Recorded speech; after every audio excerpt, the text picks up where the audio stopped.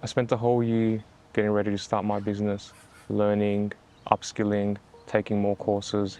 And whilst it wasn't a waste of time, I felt like I was making excuses. I was waiting for the perfect conditions to bite into my own life, and it almost never came. So today I want to go through the 3 ideas that help me reframe my thinking around this and why I think a lot of people are in this situation without even realizing it. Before I started my data consulting business, I had a very convincing story that I had told myself. One more skill, one more course will get me closer to getting ready to start the business.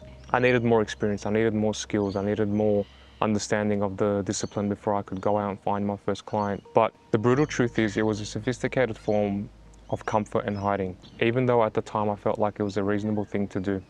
It wasn't until I came across a thought-provoking philosophy called wabi-sabi, and initially I dismissed it as something that's associated with aesthetics, such as rustic pottery, and patina of leather, that sort of thing. But when you start to understand the concept itself, it's a lot more confronting than that.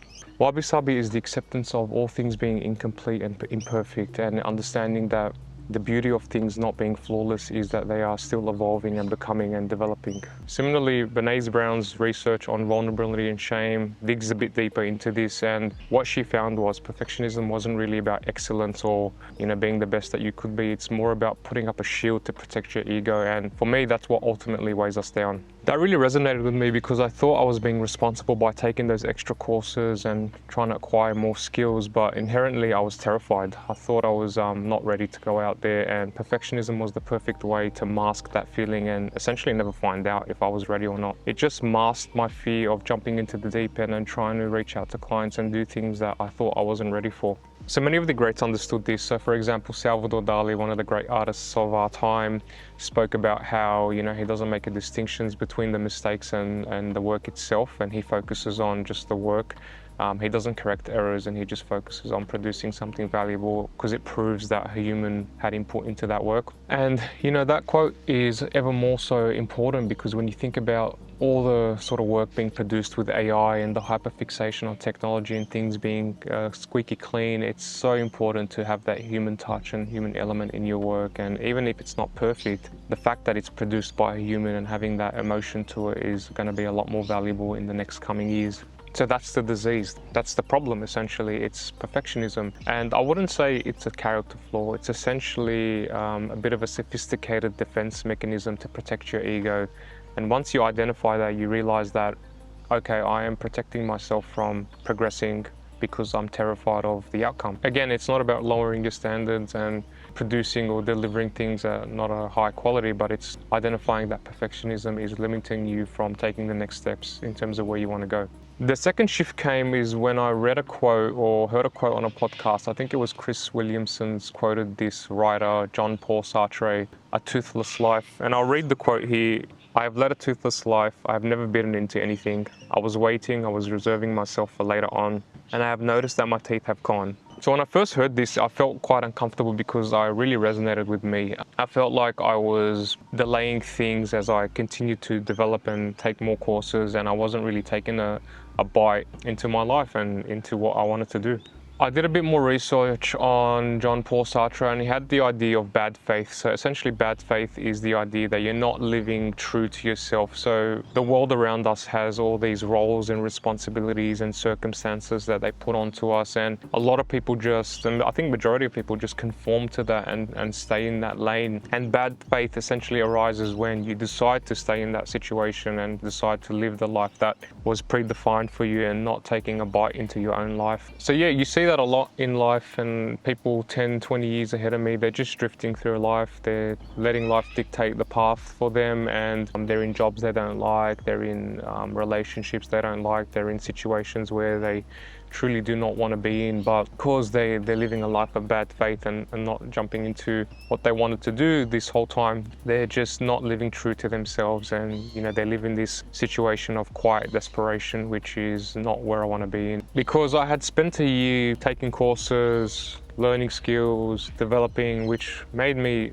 a more skilled person and a more valuable person. But essentially I was living in bad faith. I was not taking the right steps that I needed to take. I was slowly taking these courses and hoping that one day that a client would just arrive at my doorstep, say, yeah, you know what, let's sign you up and let's start working together. But for me, that when I started to understand this idea of bad faith and a toothless life, it all started becoming clear to me that that's essentially what I was doing. I was hoping that by acquiring these skills and acquiring this knowledge that eventually things would just happen for me. So what I decided to do was just start reaching out to small businesses in my local area, LinkedIn messages, via email, cold calling, just to see, what their sort of appetite was to have a data and analytics consultant come in and help them. And many rejections, most of them said no, but one said yes. And I managed to sign up my first client, which was quite an amazing achievement. And I didn't think that I would be able to do that. But I want to be transparent what happened next. It wasn't smooth sailing, and it was quite confronting, actually.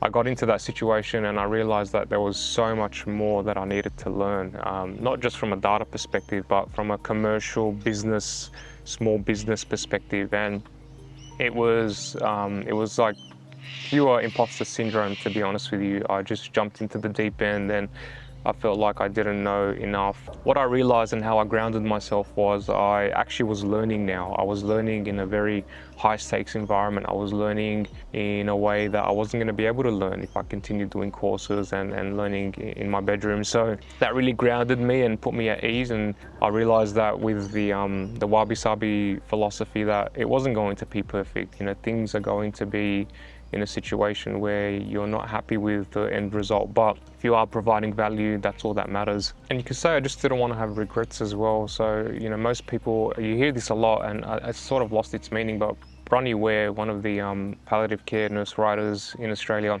wrote about how the number one regret everyone has on their deathbed is not taking a chance and not risking it all to do what they really wanted to do. And once I thought about that and it resonated with me, I realized that even if I don't produce, or if I fail with this first client and I don't deliver the value that I wanted to deliver, it's fine, because at least I know deep down I took a chance and I was able to try the things that I wanted to try. And even if I failed, there's something that I can take away from that and some sort of learning that I can take to my next sort of endeavor.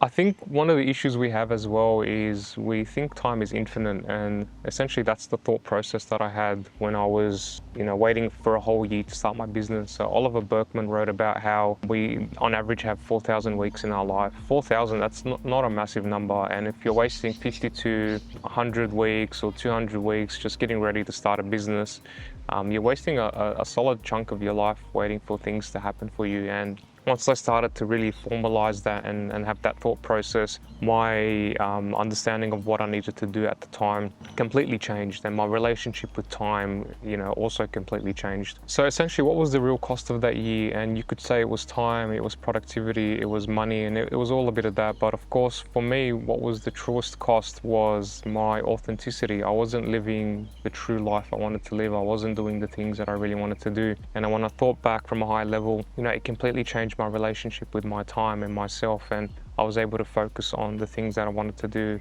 holistically and not worry about waiting for the perfect conditions to start things. But as I started to work with my client, again, those nudging feelings kept coming, and I was concerned that I wasn't being the person that I was. But what completely shifted me was grounding myself in observing people and understanding, okay, this gentleman has built a $50 million business, but does he really know it all? Does he really understand every aspect of the business? Is he complete as well? And when I started to have discussions with these people and pick their brains and observe them, I realized that everyone's in the same situation. Everyone's trying to figure it out as they go. No one is complete, no one is 100% ready. And that completely also grounded me in my understanding that conditions don't have to be perfect for me to be able to deliver value and try to achieve the things that I wanted to achieve. So now that I'd reframed my mind about waiting for the perfect conditions, the dread of the goal started to weigh down on me. I was very concerned about how could I build a business that could bring value to a lot of small to medium businesses in the data space. And I just continuously ruminated on, how do I do this? This goal's massive, it's going to take me so long. And the quote really resonated with me. It's Lao Tzu's, "A journey of 1,000 miles starts with a single step." And that hit me hard, because then I realized that I was focusing on the mountain, or focusing on the journey of 1,000 miles, but not really focusing on my next step, or the next 3 to 5 steps. And I read a book as well that really helped me with this. It's called Atomic Habits. I'm sure you've heard of this. Everyone talks about this book, and if you haven't read it, I'd really highly recommend it. But James Clear speaks about how you don't rise to the level of your goals, you fall to the level of your systems. And it's quite important to think about that, because essentially I had these massive goals of building this business, but I didn't have a system in place where I could take single actions, or focus on the next 3 to 5 steps and deliver the right outcomes for my next week or two. I was just focusing on the overall goal, and that put a lot of dread and fear in me, and it essentially just put a halt to my progress. So those two ideas really helped me reframe from thinking like, what can I do to build this business, to what can I do in the next 3 to 5 steps to help me move forward towards my goal. And putting that system in place was one of the best things I did to actually move forward and progress in the right manner. Another issue that I found with my system was being quite vague with my tasks. I would continuously put these very high level tasks, like reach out to clients. It wasn't specific enough where I could action it at the right time in the right manner. And I came across this idea and this research by Peter Gollwitzer called implementation intentions. So essentially what he spoke about was changing the way you frame tasks from just what you will do to how and when. And that really changed my way of operating. So instead of saying I'll reach out to clients, I would say at 9 a.m. Wednesday, I'll reach out to 5 clients in this specific industry, in this specific location. So that helped me become ultra specific in my actions. So that was the shift. It wasn't suppressing doubt or, forcing confidence. It was just realizing that everyone's in the deep end trying to figure it out, and I'm no different. And by using these reframes of focusing on my next steps in a specific manner, I was able to move forward in the right way. And whilst I still have dread of the mountain and the summit, I'm able to reground myself and focus on the right things. So let's bring all these ideas together. Wabi Sabi tells us that imperfection is a condition of life. It's not something that's going to be terrible or negative to your life. It's just how it is.